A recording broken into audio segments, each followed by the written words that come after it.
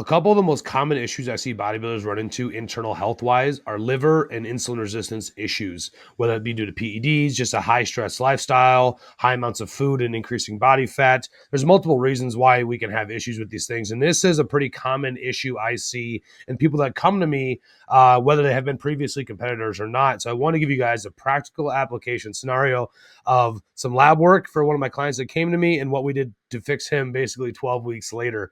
So as you can see right off the bat, we see some high elevated liver enzymes, elevated A1C creeping into the pre-diabetic range there. And after just 12 weeks of our intervention, we see decreased liver enzymes and A1C back well below that pre-diabetic range. Now, some super quick mechanistic stuff here. I'm going to do a whole nother part two on this and even a YouTube video for those of you that are interested.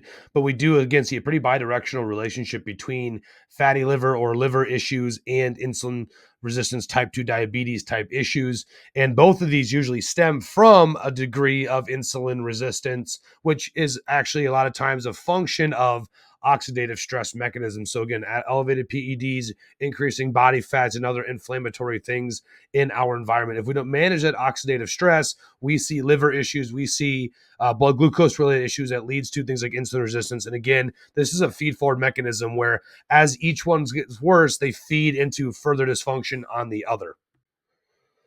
So just a quick overview of what we did. Again, understanding that this all stems from some degree of probably oxidative stress directly on the liver, and then how that feeds into some things like insulin resistance. I wanted to tackle each of these together, but also somewhat individually. So from a dietary perspective, I'm huge on heavy fruit-based practices for the antioxidant natures of things like blueberries, pomegranates. We worked those in his diet, pulled out some of the more traditional sources of carbs, made sure we controlled his rate of gain as well of body fat. We didn't want to get too high because that would just feed further into more inflammation.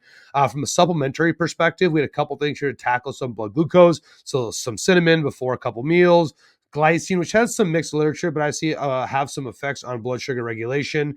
And then TUDCA for the liver, specifically helping with basically adding in some bile salts to help with bile flow. NAC to help drive more glutathione, which is a master antioxidant in the body. And then some vitamin E, which we have good literature on that helps with liver antioxidant properties as well. Between all of these mechanisms, and then again, just him trying to reduce stress, make sure he's sleeping well, managing training volume, we're able to see a pretty solid improvement in his liver enzymes and A1C values. If you guys want me to go through a more in-depth breakdown on this case study and the mechanisms behind all this stuff, let me know and I'll make a full-on YouTube video for you.